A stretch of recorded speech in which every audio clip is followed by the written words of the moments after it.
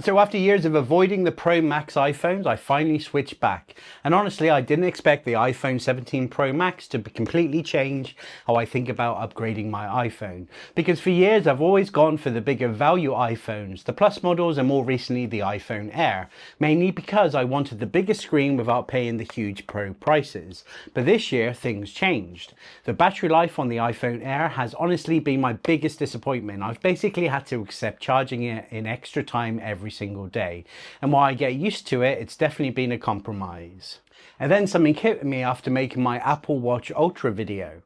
I realized I need to stop upgrading my iPhone every single year. As much as the tech geek in me loves doing it, there's honestly no real reason anymore, especially on the standard models where the upgrades are good, but honestly incremental. So instead of chasing yearly upgrades, I'm now focusing on longevity. And that's exactly why I chose the iPhone 17 Pro Max. So in this Apple guide, let's talk about why I switched, what I absolutely love about this phone, and why this might finally be the iPhone I keep for longer. Welcome back to Tech Hub.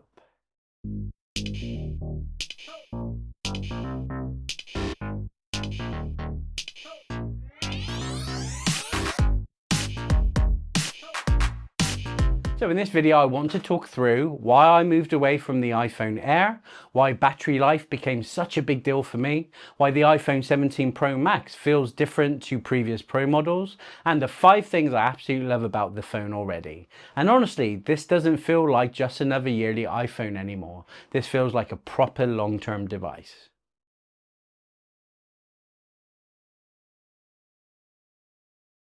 So why I always avoided Pro Max models. Now, if you've watched the channel for a while, you'll know I haven't had a Pro model since around the iPhone 12 generation. I always preferred the Plus models because they gave me the bigger display, better battery life, and usually much better value for money. And if I'm honest, the Pro Max phones always felt really expensive to me. Then last year, Apple's lineup basically pushed me towards the iPhone Air so I could have the bigger screen. Because if you wanted the larger display without paying Pro Max prices, the Air became the obvious choice. And to be fair, there's a lot I loved about the Air. It's thin, it's light, it feels futuristic, and the display is absolutely stunning. But over time, the battery life became impossible to ignore. Now, don't get me wrong, the iPhone Air isn't bad, but the battery life just doesn't fit how I use my phone. And because I was used to all-day battery life, as soon as that was taken away, there was a problem. But the battery life just doesn't fit how I use my phone anymore. So between filming content, editing social posts, camera usage, smart home controls, messages, work apps, navigation, and everything else, I found myself charging the phone an extra time every single day. And eventually I just accepted it. But the reality is that's a compromise. And when you're spending this much money on an iPhone, compromises become more noticeable over time, especially when battery anxiety starts becoming part of your routine. And weirdly, the thing that changed my mindset wasn't actually the iPhone, it was the Apple Watch Ultra. When I made my video about switching to the Ultra for longevity, I started realizing something. Apple products are now so good that upgrading every single year just doesn't make sense anymore, especially with iPhones. Yes, the updates are impressive. Yes, Apple keeps improving things, but most of the improvements now are incremental. There's only so fast that a device can be.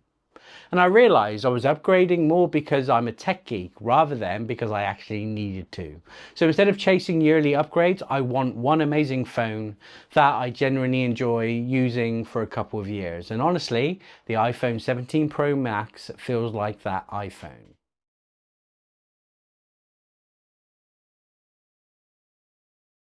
So this is what I love about the iPhone 17 Pro Max.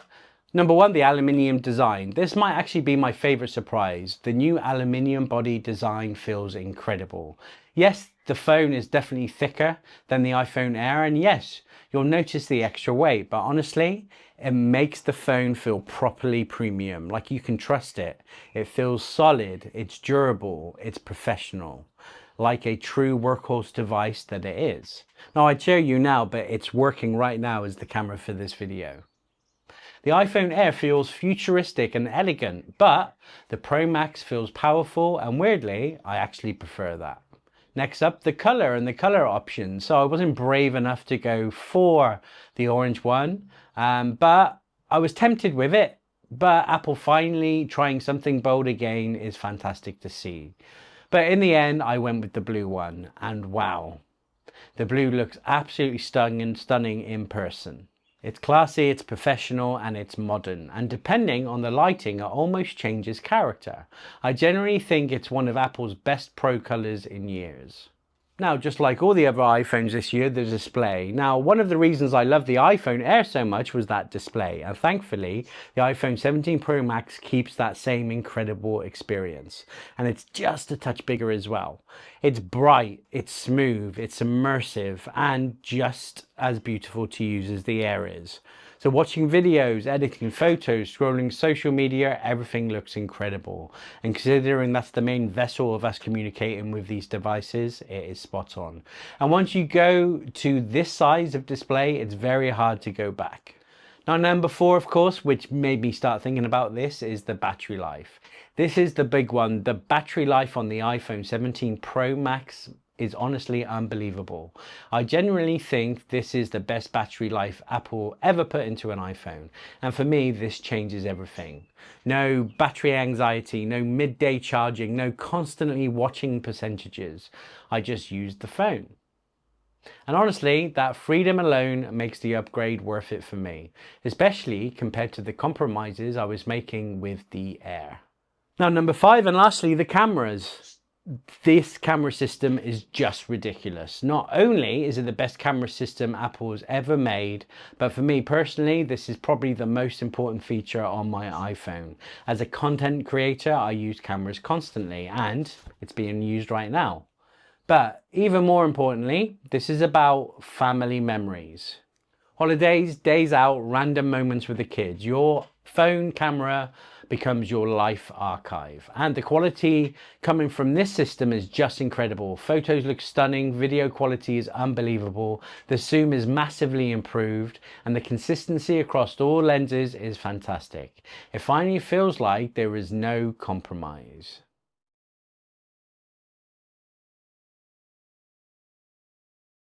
So overall, the iPhone 17 Pro Max feels like the first iPhone in years that genuinely changed how I think about upgrading. This isn't about chasing yearly updates anymore. This is about buying a device that feels built to last. And honestly, I think Apple absolutely nailed it this year. Yes, it's expensive, but for the first time in years, I actually feel like I've bought an iPhone I want to keep as long as I can. So if you look at the cost of a base model over upgrading every year, it equals this price. So I shouldn't be any worse off.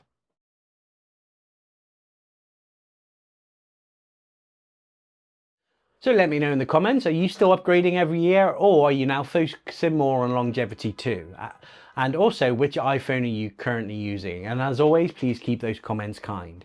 If you enjoyed this Apple guide, make sure to subscribe to Tech Up Wilts UK for more Apple news, reviews, guides, and weekly Apple updates. Please follow me on Instagram, Threads, and TikTok at TechHubWilts UK, and check out my website at www.techhubwiltsuk.co.uk. Thanks for watching, and I'll see you in the next one.